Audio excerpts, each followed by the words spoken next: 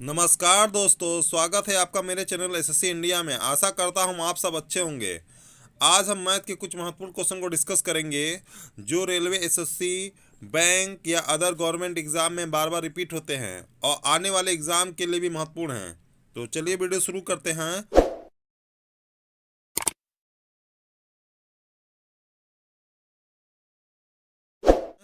First question है, यदि x अनुपात y बराबर 2:3 है तो निम्न में से कौन सा 5x-2y अनुपात x प्लस 3y के बराबर होगा। तो चलिए क्वेश्चन बनाते हैं। x का मान कितना, x बराबर 2 दे रखा है और y बराबर 3 हमें दे रखा है और पूछा क्या है, 5x-2y अनुपात x प्लस 3y के बराबर। तो चलिए क्वेश्चन इसमें क्या करेंगे, x का मान पुट कर देंगे 5 गुणे 2 माइनस 2 और y का मान 3 गुणे 3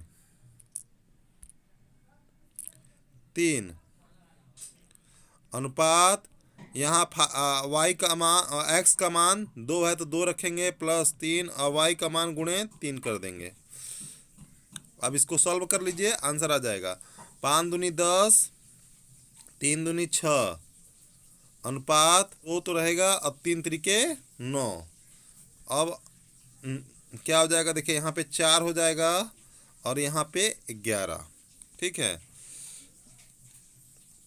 तो क्या हो गया आंसर, 4:11। आशा करता हूँ आपको समझ में आया होगा। बढ़ते हैं अगले क्वेश्चन की। यदि एक शंकु की ऊंचाई और त्रिज्या में क्रमशः 20% और 25% की कमी कर दी जाए तो शंकु का आयतन में कितने प्रतिशत की कमी आएगी।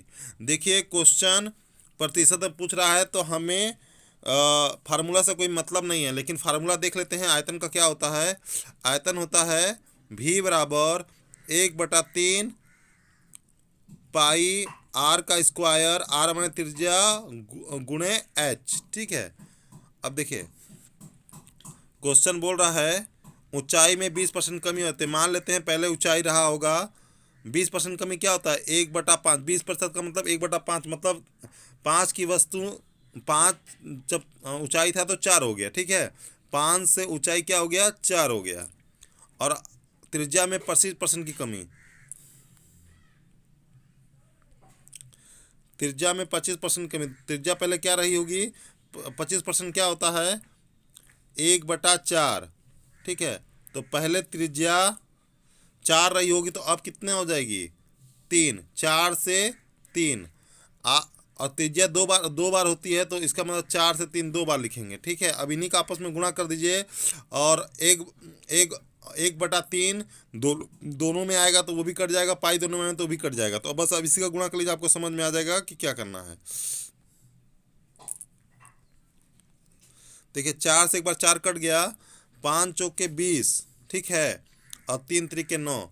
पहले आयतन 20 था तो अब कितना हो गया, 9 हो गया। कितनी कमी आई, 11 की कमी। किस पर, 20 पर, गुणे 100/20 कर दीजिए।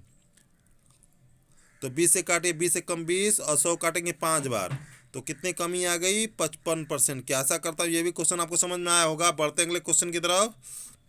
अगला क्वेश्चन है, यदि 60 किलोमीटर प्रति घंटे की चाल से चलकर एक ट्रेन एक खंभे को 30 सेकंड में पार करती है तो ट्रेन की लंबाई मीटर में क्या होगी। देखिए जब जब कोई ट्रेन किसी खंभे को, किसी आदमी को, ठीक है, या किसी कार को पार करे या फिर बस को पार करे तो वो केवल अपनी ही लेंथ को पार करती है। ठीक है, क्योंकि न तो आदमी का कोई लेंथ होता है, ना तो कार का कोई लेंथ होता है, ना तो खंभे का।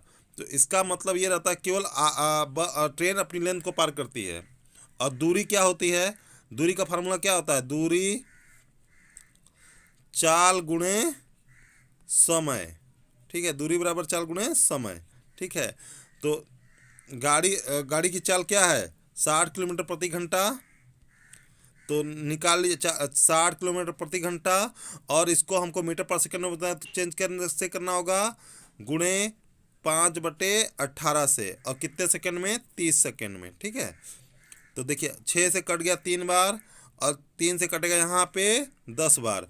तो क्या आ गया आंसर? 10 गुणे 5 गुणे 10। 10 से 10 को गुणा करेंगे 100 हो जाएगा, फिर 5 से 500 मीटर। आशा करता हूँ ये भी क्वेश्चन आपको समझ में आया होगा। बढ़ते अगले क्वेश्चन की तरफ। अगला क्वेश्चन है, एक आदमी 2 कुर्सी को 240 रुपये में बेचता है। एक पर उसको 20% का लाभ और दूसरे पे 20% की हानि होती है, तो कुल लाभ या हानि प्रतिशत ज्ञात कीजिए।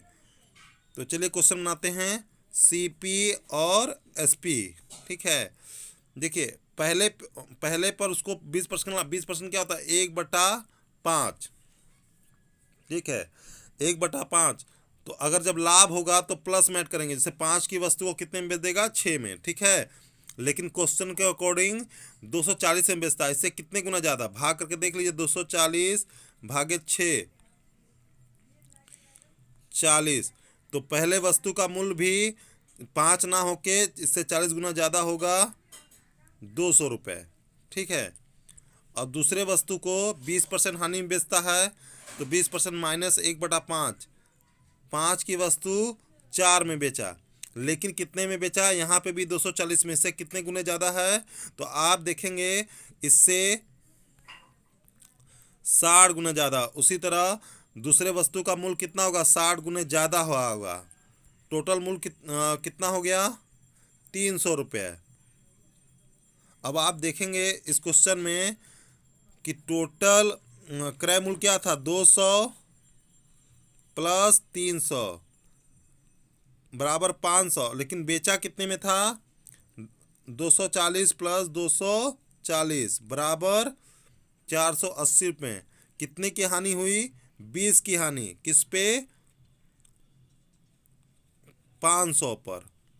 तो आप देख लीजिए, 5 से 20 को काटेंगे 4% की हानि हो गया। आशा करता हूँ ये भी क्वेश्चन समझ में आया होगा। बढ़ते हैं अगले क्वेश्चन की तरफ।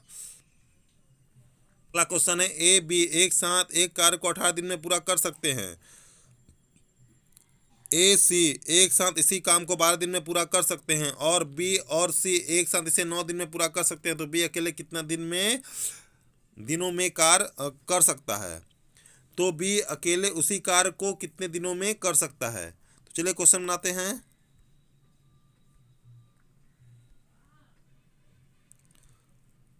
क्वेश्चन है, ए प्लस बी उस कार्य को एक साथ 18 दिन में करते हैं।